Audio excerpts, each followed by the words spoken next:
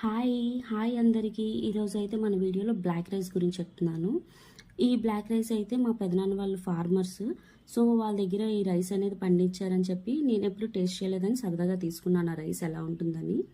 Black rice అయితే చాలా healthy అండి. అండ్ ఆల్సో షుగర్ వాళ్ళకి చాలా మంచిదంట. ఈ తయారు చేసే విధానం అనేది మనం నార్మల్ రైస్ ఎలా ప్రిపేర్ చేస్తాము, ఈ రైస్ కూడా అలానే ప్రిపేర్ చేస్తాము. బాగా వాష్ చేయాలి. చూసారా, వాటర్ కూడా బ్లాక్ కలర్లోనే ఉంది. దీన్ని అయితే మేము ఇలా వాష్ చేసుకున్నాము. వాష్ చేశాక మనం చూసారా, వాటర్ పడేసినప్పుడు కూడా వాటర్ అనేది బ్లాక్ కలర్లో వచ్చింది. అండ్ నెక్స్ట్ వచ్చేసరికి దీన్ని నేనైతే 2-3 టైమ్స్ వాష్ చేశాను, ఎందుకంటే దానిలో చెత్త కానీ ఏమైనా ఉంటే పోతుందని చెప్పి. చూసారా, వాష్ చేశాక రైస్ కూడా ఎలా ఉందో, అక్కడక్కడ బ్లాక్గా ఉంది.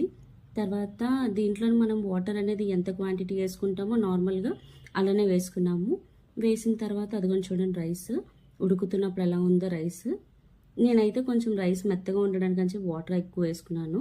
సో మెత్తగా చేశాను. దాని గెంజి చూసారా, కలర్ బ్లాక్ కలర్లో వచ్చింది. నార్మల్గా మన వైట్ రైస్కి అయితే వైట్ కలర్లో వచ్చింది. ఇది బ్లాక్ రైస్ కాబట్టి బ్లాక్ కలర్లో వచ్చింది ఈ రైస్. అండ్ రైస్ మొత్తం కుక్ అయిపోయిన తర్వాత ఇదిగోండి ఇలా వచ్చింది. రైస్ అయితే చాలా బాగుంది. దేంట్లోకైనా కూడా రైస్ చాలా టేస్టీగా ఉందండి. Thank you so much for watching my video. Bye.